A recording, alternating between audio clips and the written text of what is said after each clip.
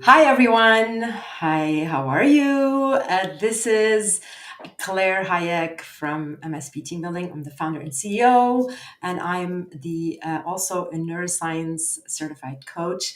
I am really happy to be here with you on Wednesday. As you all know, I try to go live every Wednesday, so I try to keep a steady schedule. So really happy when you guys join along, and we can have wonderful discussion about leadership and the challenges that come with it in every single sense of the word, because being a leader is amazing. However, it's very challenging, and it takes a certain special kind of person to be wearing that hat, in my opinion. Okay, in my simple, very humble opinion. So today's session is about metaverse leadership, building teams that excel anywhere. Wouldn't you like to know more about that? All right. Well, we all know that the world is leaning more and more into the virtual first workspace, and I call it the metaverse. We call it the metaverse.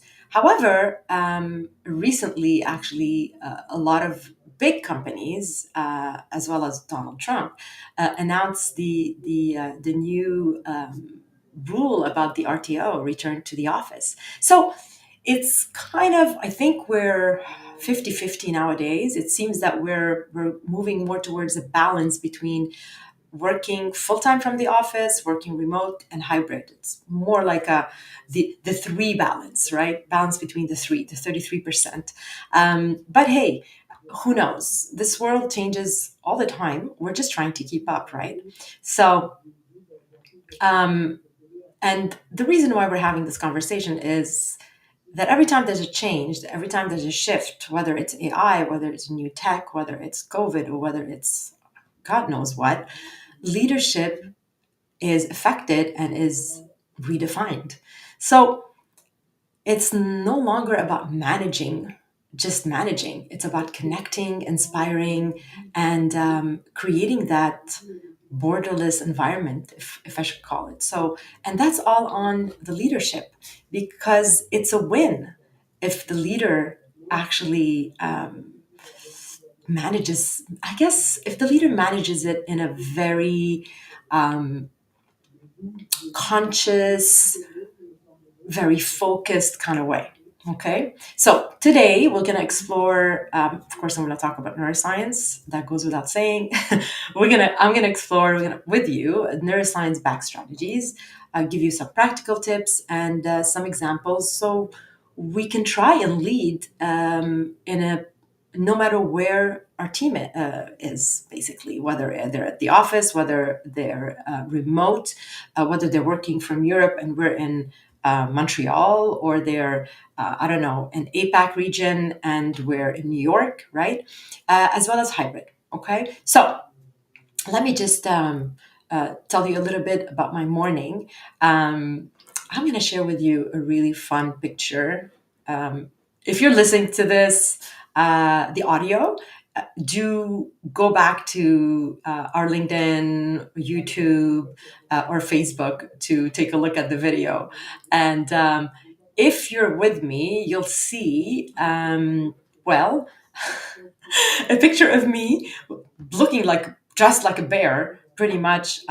Huge coat, scarf, sunglasses, and white everywhere, and with a big smile. So why am I smiling in minus 15 degrees Celsius weather, with gusting wind, taking my walk in the morning with my back pain, right? So here's an example of leadership resilience. Okay, I know I don't talk a lot about resilience, but I would be a hypocrite if I don't walk the talk, right?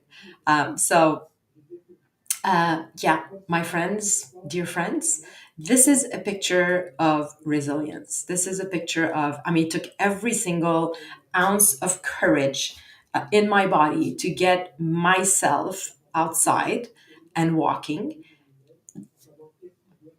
I mean, despite the crazy weather out there. I mean, I couldn't feel my face, right? But the reason why I'm smiling is because it reminded me that we're always facing a storm in a way as a leader, and we can face it while we grown, well, or we're just like frustrated and angry. We could be sad and depressed, or we can just face it with a big smile, because these challenges are going to happen regardless. So might as well have fun while you're dealing with it. So that's my little philosophical, you know, 2 cents for the week. All right. So if you're here joining us live, please do put in the chat where you're joining us from. I always would love to know where you're calling, where you're connecting from, and I kind of like to envy the people with great weather and sun outside and wearing t-shirts. But no, no, jokes aside, please tell me in the chat where you're joining us from. And moving along. So, why does the metaverse, so remote work, demand a leadership shift? Okay. So,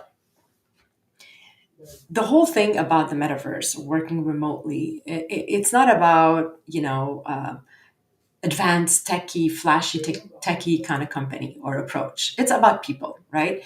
Research actually shows that remote and hybrid teams can outperform in-office teams by 20 to 25% when they have the right tools, because leading in a virtual world feels different. Okay. So they remote teams outperform, okay, remote and hybrid, okay, outperform in office teams by 20 to 25% when they have the right tools.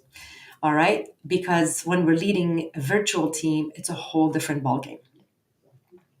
As you may know, trust is harder to build, engagement can kind of wane, and miscommunication. I mean, let's talk about miscommunication. I mean, I can talk about it for a whole hour, right? So miscommunication often gets amplified when we're working from distance. Okay, so well, neuroscience can offer a solution. So understanding how our brains work in digital environments help us um, nourish and push those stronger connections. Okay, it's all about the brain, how we use it, self-awareness, and being basically taking the lead, mind over body. Okay, so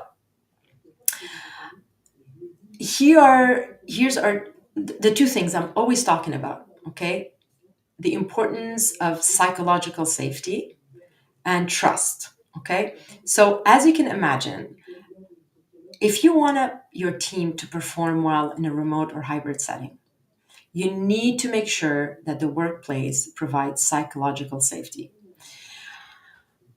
I have another stats here. So teams with high psychological safety are 12% more productive than their peers. Imagine that. So it's as simple as that. So what does that mean, right? So establishing psychological safety at the workplace is all about open communication, that the people, the team, they feel that they can come to the leader and discuss certain things that are bothering them. That if they express their opinion, they're not being yelled at, they're not being judged, feeling that it's a safe space to communicate and be their creative self. So bringing forward ideas that even if they're not great ideas, just accepting them, being open to listening to them, practice active listening, being attentive to their needs. Then they feel valued, and then they feel that they can just come forward with any idea or come forward and be themselves. So just by doing that, it doesn't mean you have to agree, right? So, but just by establishing that open communication, that psychological safety, will earn you 12% more productivity. I mean, sign me up, right? Who doesn't want to sign up to that? I would, knowing that, I would just jump right at it. It's as simple as that. So the other thing is trust, especially in digital environments. Okay, so here's the thing: people are more likely to trust leaders who emphasize transparency and emotional intelligence online. Okay, so the trust is all about trusting the leader, trusting the leader, basically in the way they communicate, that they are sensitive towards the needs, they're active listeners, they provide, again, that safe environment. But also, trust is a two-way. I believe you need to trust your team that they're going to be doing their work. You can't be micromanaging your team because now they're remote. Are they doing their laundry? Are they making a banana bread? Did they go pick up their kids? They're supposed to be here. They're supposed to be working. If you trust your team as a leader, they will excel. Trust me, I know. Providing flexibility is huge. And you have to have the right team, of course. Like the team has to be committed, engaged. And and the thing is, when you provide that trust factor and the flexibility, you are giving them the chance to decide and take responsibility for their work. And people just want to do that. People will love their job if they're given responsibility. And they will step up. Trust me, they will. Again, if you have the right team, if you recruited the right team. Now, if you recruited somebody that doesn't care about the job and is just literally just getting paid and is really bad, they're not performing at all. That's a whole different ballgame. But we're talking about a good team that you recruited that love what they do. And let me get rid of my picture here. I just realized. So you recruited a team that how do I get rid of it? There it is. Okay, back here. So you recruited a team that you trust, that are performant. They're really excited, engaged, etc. And then you give them that trust. So they trust you, you trust them. Boom, easy. All right. So let me pull up the poll here. Here's a question for you. Do you think building trust is harder in a virtual environment? Yes or no? So please do put it in the chat when you get a chance. And I'm just going to go over to the chat and see who's with us today. Hello, we have somebody from Montreal. We have somebody from Knowlton. Hello, both of you. I can't see who you are for some reason. LinkedIn is not showing me, but welcome. I'm glad that you joined. All right, so back to the poll here. Do you think building trust is harder in a virtual environment? Yes or no? Please do put it in the comments. All right, moving along. Let's talk neuroscience. So our brains are wired to connect, period. I talk often about mirror neurons. Okay, the mirror neurons actually activate when we empathize or collaborate, even in virtual settings. Imagine that. The power of the brain is not contingent upon somebody being right in front of us.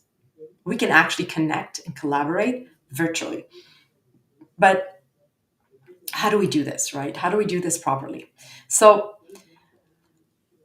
it goes without saying, visual communication. How many of you have a team that is remote, or that working in a hybrid setting, and when you have a meeting, everybody's video, maybe 90% of your staff have their video off? I mean, please put it in the chat.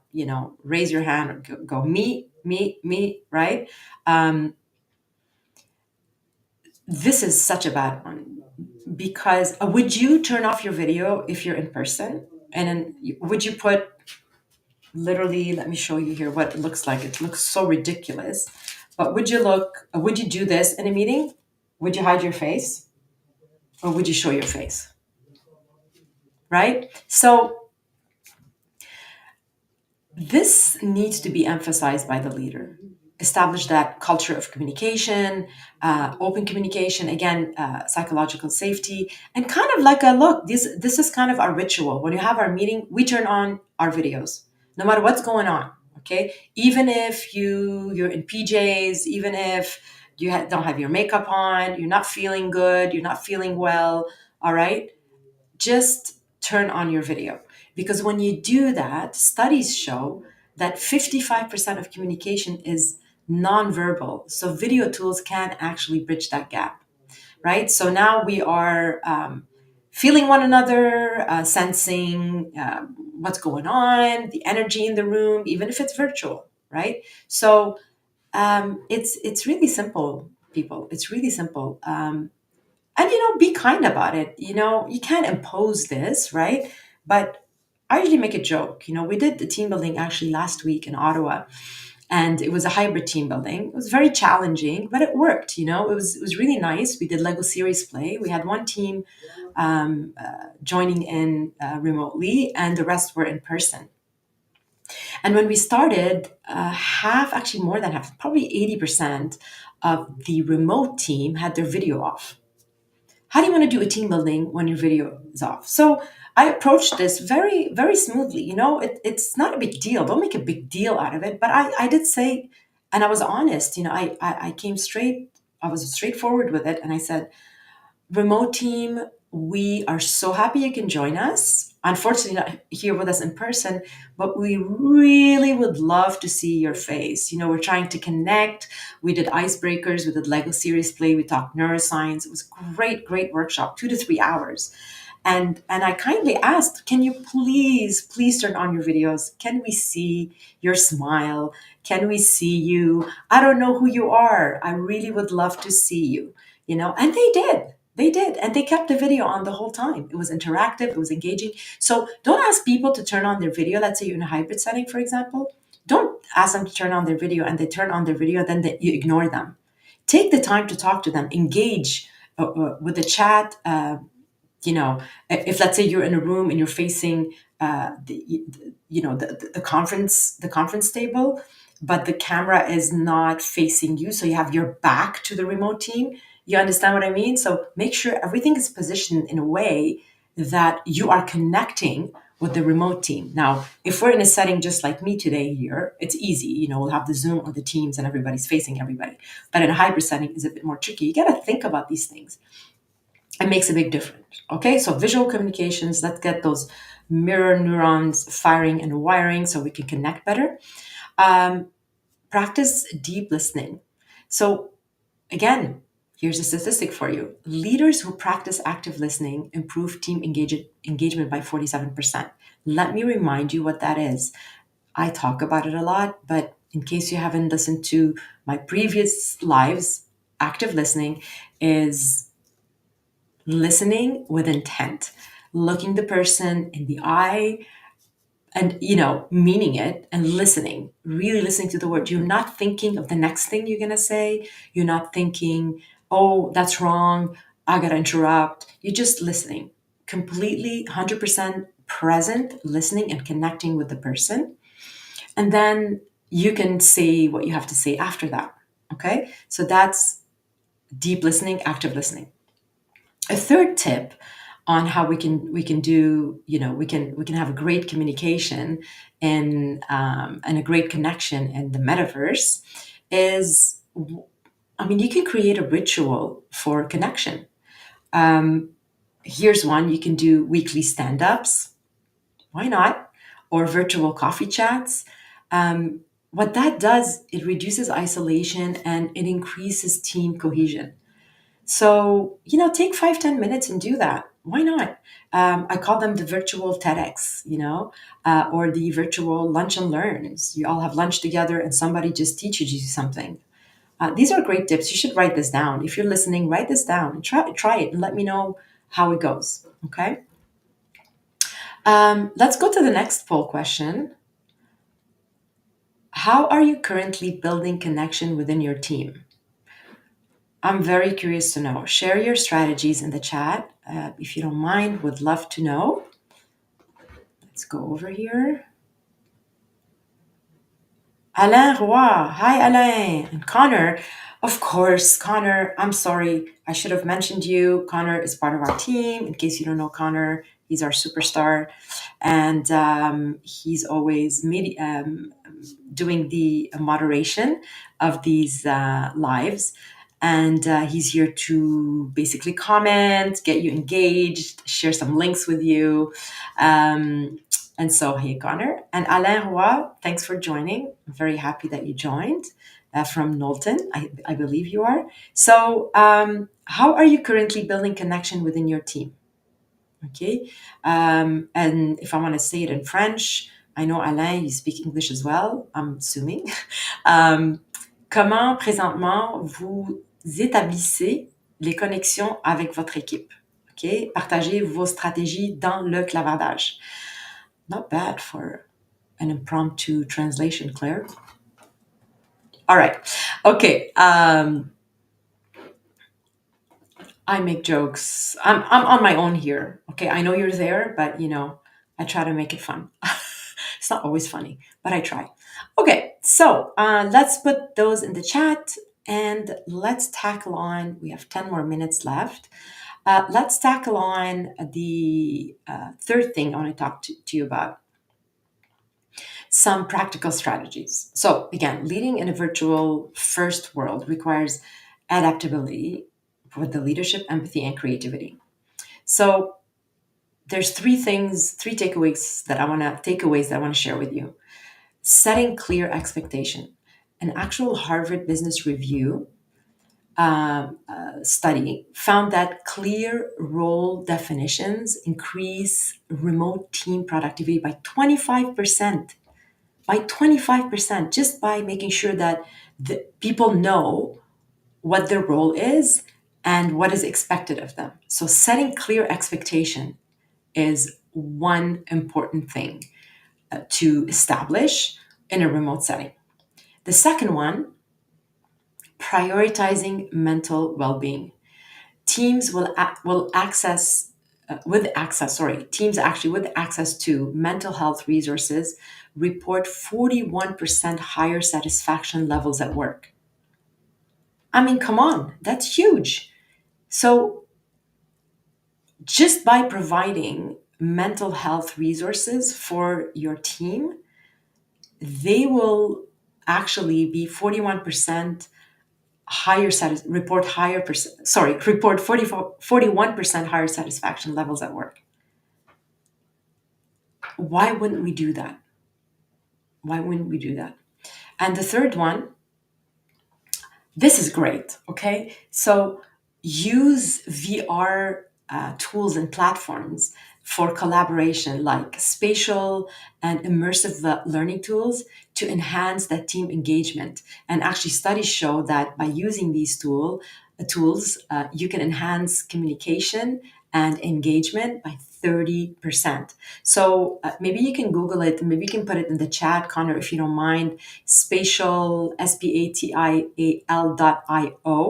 You can go check it out. I mean, there's a whole bunch of them. This one is really, really popular. So you can put it in the chat for everyone to go check it out. But it's basically a platform where you're remote, but the whole room, you have your VR headset, you feel like you're together in a VR setting. Not only it's fun, it's original, it's creative, and you have your avatar. It's hilarious, actually. Why not spice up the whole remote meeting? Why not, right? So I know some people are kind of not really open to these things, but more and more companies are, especially the ones that they don't even have hybrid teams. They're just 100% remote. I talk to a lot of clients that are just 100% remote. So why not invest in a platform like that? So again, I'm going to put it in the chat here. Here you go. And maybe if you can't see it, we'll share it right after. Oh, okay, Connor, you already did. Thank you. I wasn't seeing it, so I just saw it. Thank you so much.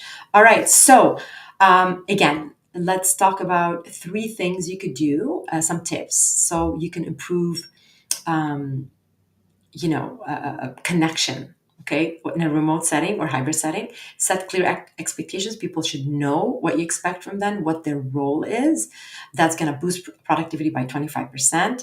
This is based on studies out there. The second one is prioritizing mental health and mental well-being. Here's an example. So how do you do that, right? So actually, I think it's a great segue to what I want to talk to you about. Just put a little pin on this one, okay? The third one is leveraging rigs like VR platforms. So your meetings are more, look like you're in person, but you have your VR headsets and your avatars around the table, okay? So the second one here is talking about mental well-being and how you can boost that. So if you're if you're allowing your team to be more productive, um, eliminating repetitive tasks that nobody wants to do, etc., that would free up their time, and the pressure and the frustration over these repetitive tasks that require no creativity on their end, they're just simply frustrating. So imagine you shave off 3 to 5 hours of frustrating work that nobody wants to do.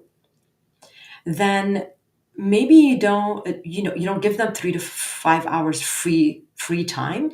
Maybe you give them 3 hours. If, let's say, you shaved off 5 hours, you give them 3 hours every week to choose to do a mental well-being activity, whether 3 hours a week from their actual work week, no question asked, free time, whether they want to go take a nap, whether they want to go for a walk, whether they just anything just to relieve the stress and the pressure um, um, in their day to day. So, what am I talking about? AI. Leveraging AI at the workplace, getting rid of repetitive tasks that you can program and AI can do for you, will basically shave off about 3 to 5 hours from your people schedule, even from your schedule as a leader. Then you can take the time. The idea is not to remove 5 hours and replace it with more work. The idea is to remove 5 hours and maybe replace half or more with free time, and then maybe give the option of your teammate, or you can have a consensus like, what do I want to do with the other 2 hours? Okay, maybe we want to spend it on doing brainstorming sessions, being more creative together.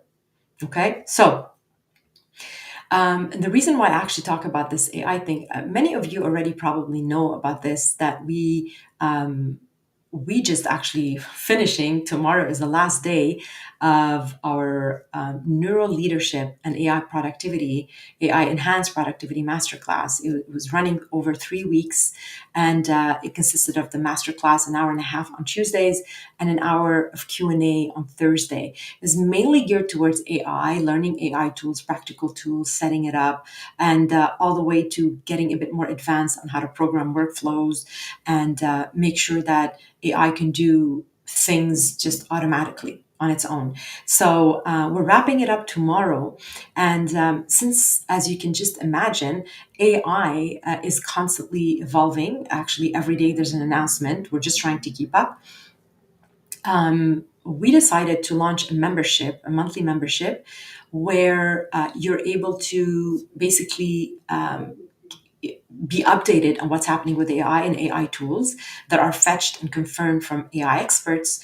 We basically, with our CTO, Marcel Semin, he's leading this one. He's our AI genius. He completely transformed our company since AI, and this is why we decided to hire him. So we work together, and he's a partner in this. So this membership, actually, there's a standard basic membership, which is $19 a month, and $190 a year. So that's 2 months for free. And the premium one, that's one session. Okay, so that's one session a month. But the premium membership gives you 2 sessions a month, with the second one is more advanced. So if you're a developer, programmer, or somebody that really wants to learn more about how you can use AI at a whole different advanced level, you definitely wanna sign up to this one, the premium one. And it's only for $49 a month, or $490 a year. And you can cancel anytime. And the cool part of the premium membership is that it actually gives you access to the possibility to get a certification, AI certifications at 3 levels. I'm going to stop right there. I don't want to do a whole pitch about this, but I think it's important to talk about it, because we designed this membership to relieve people from the repetitive tasks and help them be more productive. So in a way, I am going to talk about it because I'm helping you by talking about it. If you don't know anything about AI, you're not leveraging AI, and you're completely lost and you don't know where to start, you need to join this. Trust me, you are not going to be disappointed. The feedback has been huge positive, really positive from everybody. We had about 100 participants sign up. And you'll see here on the top corner of my screen, there's a little scan me. You can scan that code. It'll take you straight to the landing page where you can have more information. And Connor, I know I'm putting you on the spot here, but if you can find that link, please, and share it with our friends. Actually, I have it here. Let me just copy paste it, and maybe you can. Let me see. You can also post it again from you, because I feel like when I'm posting something, it doesn't show up for some reason. Very, very mysterious. Who knows? So, last poll question before I wrap this up. I know it's already 12. What's your biggest challenge when leading virtual teams? Building trust, communication, maintaining engagement, or other? So, do put it in the chat. I'm just going to go over there and see what's happening. Um, okay, we don't have any questions, but we do have a couple of comments. Thanks, Alain, for joining. Much appreciated. Always fun when we have live attendees. And so here's the thing. If you want to know, have a bit more information about how to lead remotely and do it well, leveraging neuroscience, type Metaverse in the comments, and I'll send you more information. And as usual, if you have signed up for this live, we will be sending you one pager pacing to summarize everything we talked about today. Why do we do that? Because we're nice. And we wanna just save you time. We'd love for you to join us live, but hey, we know you're not always free, so we try to make things interesting and convenient for you. And finally, next week, next Wednesday, we're gonna have our the second part of our Breaking the Taboo conference. And the second part, we're talking about humor as a leadership superpower. And I'm going to be joined by three wonderful, talented women experts in the field, and a stand-up comedian as well, and a leadership expert, Courtney Vickert. And so we'll have Vivian as well, and Jacinthe. I'm very excited about this. I'll see you next week. Have a wonderful, wonderful day. And if you're snowed under, I think we say that in English, snowed under. Well, think of me there in that picture, and keep that smile on your face. All right. Have a good day, everyone. See you next week. Bye.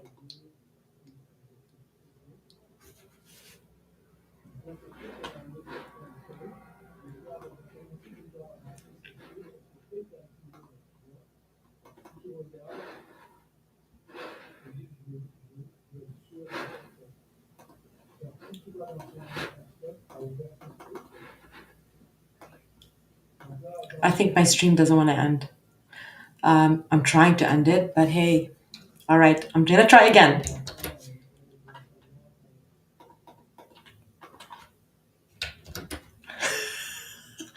So when things don't work, you just laugh, right?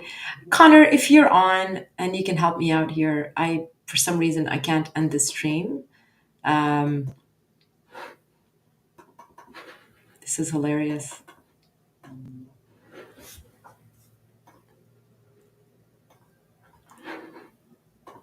What's going on? All right, I'm gonna try this another way.